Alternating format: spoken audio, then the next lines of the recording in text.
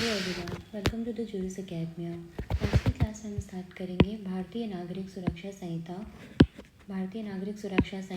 जो कि हमारे यूपी एपीयू का एक पार्ट है। ठीक है, यूपी एपीयू 2025 में। ठीक है, अब यूपी एपीयू में कौन कौन से सब्जेक्ट्स हमारे कवर हो रहे हैं प्रिलिमिनरी एग्जाम में, हम एक बार वो देख लेते हैं। सबसे पहला क्या है हमारा कवर होगा, BNS, BNSS, BSA, UP police regulation and इसके साथ में आपका यूपी पुलिस एक्ट भी रहेगा।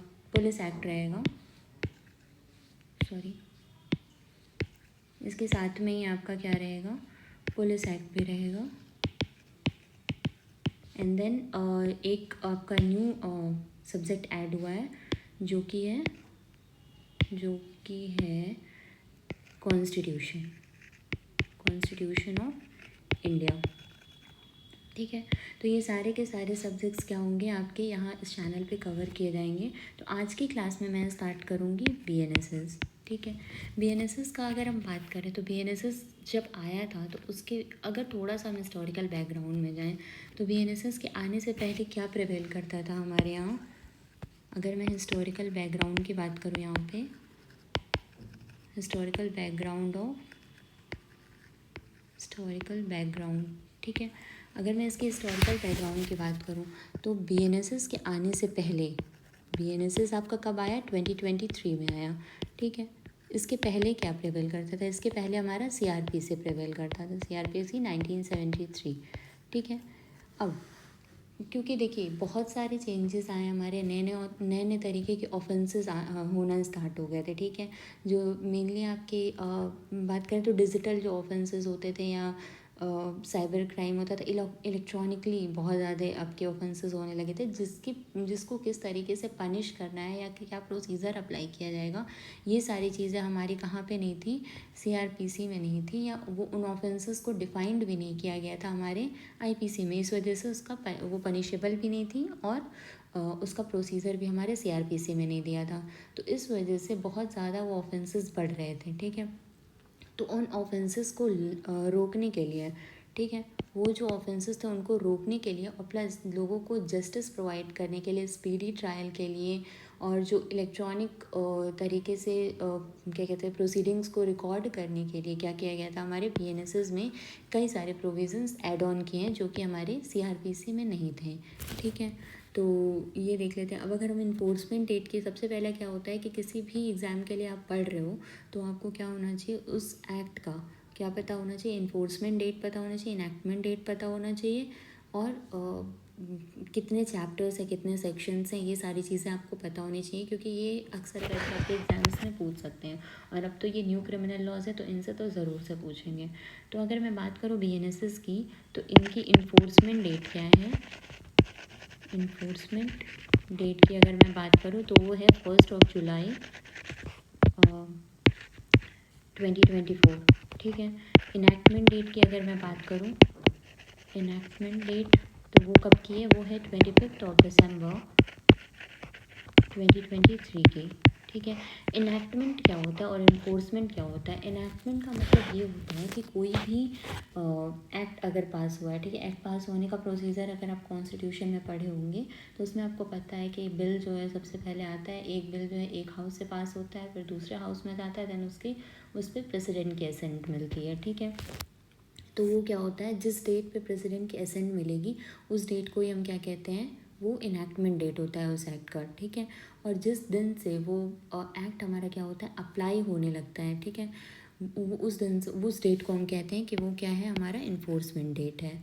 ठीक, वहीं अगर हम CRPC की बात करें तो CRPC हम की इन्फोर्समेंट डेट क्या थी, ये भी आपको याद होना चाहिए, क्योंकि क्या पता कभी कभी कंपेयर करने में ही पूछ ले कि कौन कौन, मतलब इसकी इन्फोर्समेंट डेट क्या थी और पुरानी CRPC की इन्फोर्समेंट डेट क्या थी, तो इसकी भी आपको पता होनी चाहिए। इसकी थी आपकी 1 अप्रैल 1974। ठीक, CRPC की ये थी आपकी डेट।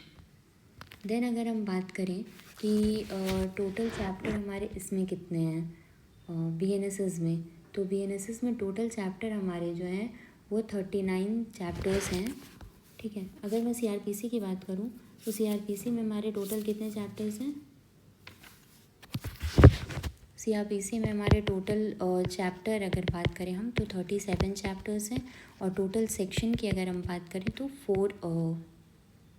480 सेक्शंस थे CRPC में, ठीक है। वहीं अगर हम बात करें BNSS में तो BNSS में टोटल कितने चैप्टर्स हैं? इसमें टोटल 39 चैप्टर्स हैं, और टोटल सेक्शन की अगर हम बात करें तो टोटल कितने सेक्शन है? 531 सेक्शंस, ठीक है। अब बिफोर BNSS अगर हम ये भी कह सकते हैं कि जब तक BNSS नहीं था तो बहुत सारे ऐसे प्रोविज़न्स आप देखेंगे जिसमें क्या था, हमारा किसी भी तरीके का कोई भी टाइमलाइन नहीं था। No timeline given in many provisions, ठीक है। तो इसके वजह से क्या होता था कि जो भी हमारा जो प्रोसीडिंग होता था वो बहुत ज़्यादा डिले होता था। हमेशा हम कहते हैं कि हमारी जो क्रिमिनल प्रोसीडिंग जो है बहुत लंबा टाइम लेती है जस्टिस प्रोवाइड करने में, तो उसको क्या करने के लिए शॉर्ट मतलब कम टाइम में किसी भी प्रोसीडिंग को कंप्लीट करने के लिए हम देखेंगे कि हर स्टेज पे अब क्या हो गया, BNSS में टाइमलाइंस प्रोवाइड कर दी गई हैं कि किसी भी प्रोसीजर को क्या करना है, इतने दिन में आपको ख़त्म करना है, ठीक है।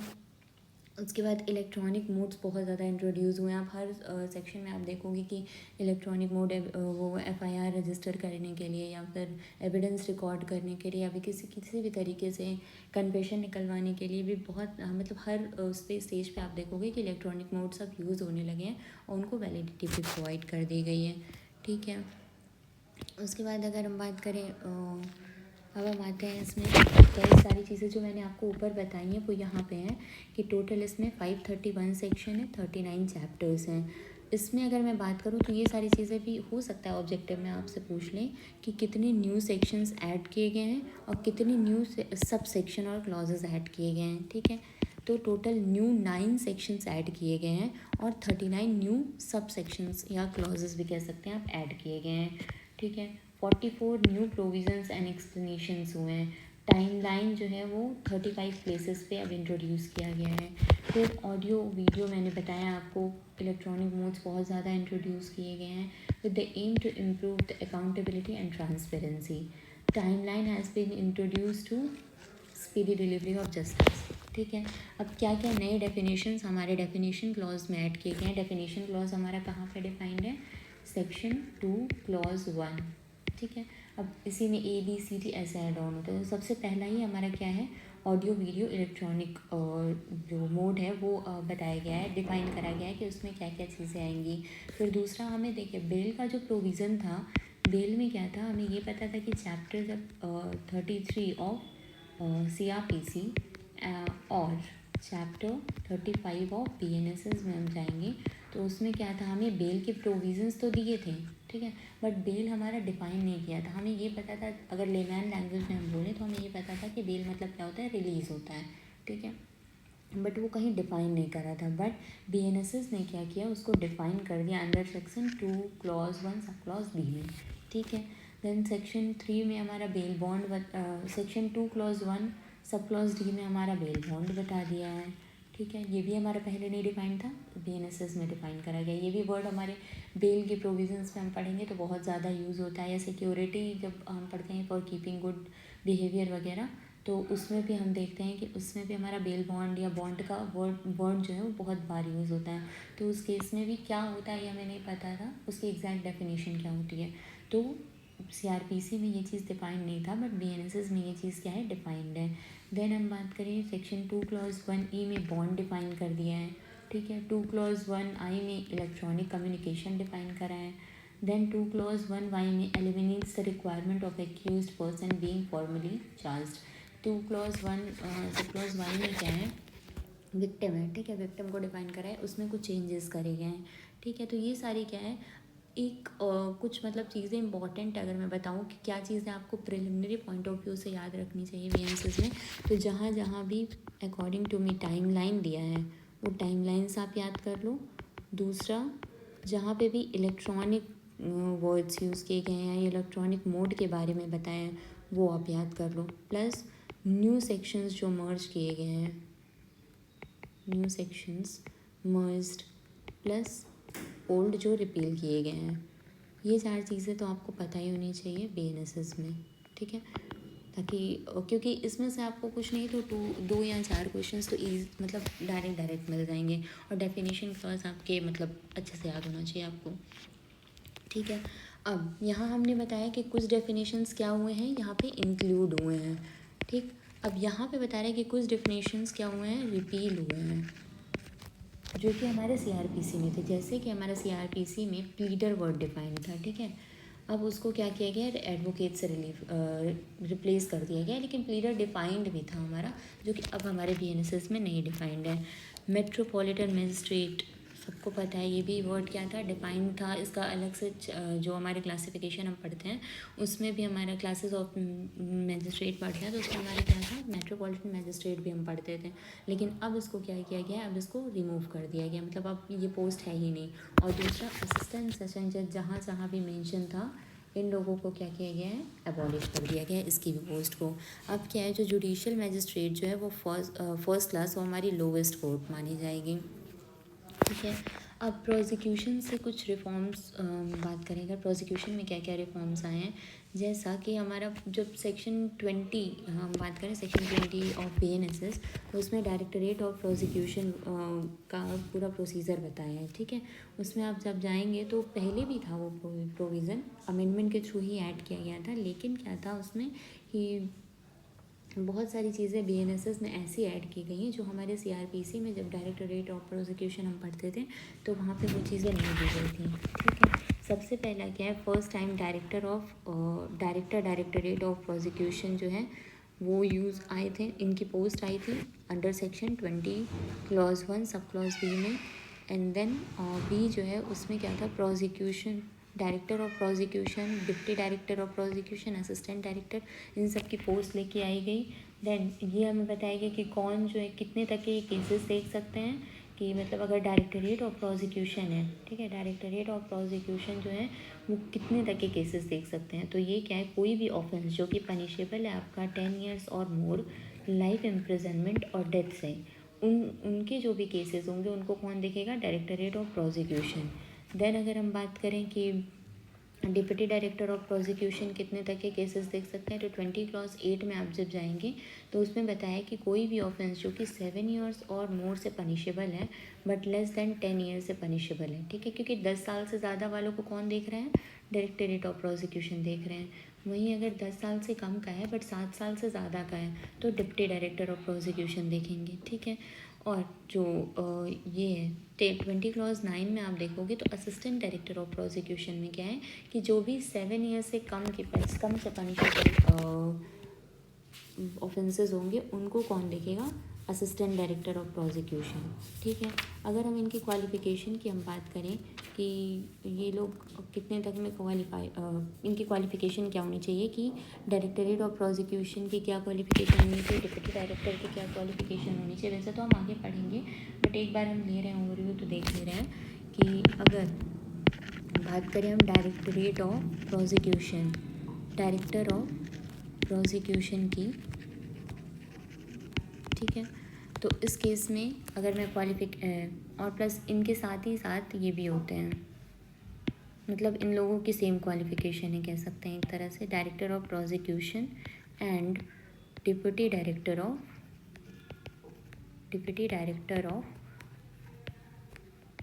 प्रोसिक्यूशन, ठीक है। इन लोगों की अगर हम क्वालिफ़िकेशन की बात करें तो इनकी क्वालिफ़िकेशन क्या होनी चाहिए, या तो ये प्रैक्टिसिंग एडवोकेट होने चाहिए, ठीक है, एडवोकेट, ठीक है, नॉट लेस देन 15 ईयर्स, ठीक है। या फिर और ही हैज़ बीन और ही इज़, मतलब या वो होनी चाहिए या फिर कभी रहे होने चाहिए, और हैज़ बीन सेशन जज, ठीक है।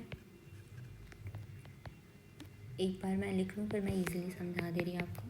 दूसरा है असिस्टेंट डायरेक्टर ऑफ प्रोसिक्यूशन में की क्या क्वालिफ़िकेशन होनी चाहिए, असिस्टेंट डायरेक्टर ऑफ प्रोसिक्यूशन, इनकी क्या क्वालिफ़िकेशन होनी चाहिए, ये advocate not less than 7 years or is or has been a JMFC। ठीक है, इसमें ये क्या कह रहा है कि अगर डायरेक्टरेट और डायरेक्टर ऑफ प्रोसिक्यूशन और डिप्टी डायरेक्टर ऑफ प्रोसिक्यूशन की क्वालिफिकेशन है, मतलब इस पोस्ट पे आपको किसी को अपॉइंट करना है, तो आप क्या क्वालिफिकेशन देखेंगे कि वो पर्सन क्या होना चाहिए, प्रैक्टिस में होना चाहिए एडवोकेसी के। कब, कितने टाइम तक से, 15 ईयर्स से, 15 ईयर्स से कम तक के अगर प्रैक्टिस में है तो उससे कम से प्रैक्टिस में है तो उस केस में क्या हो जाएगा कि वो नहीं माना जाएगा कि मतलब उस पोस्ट के लिए एलिजिबल नहीं होगा।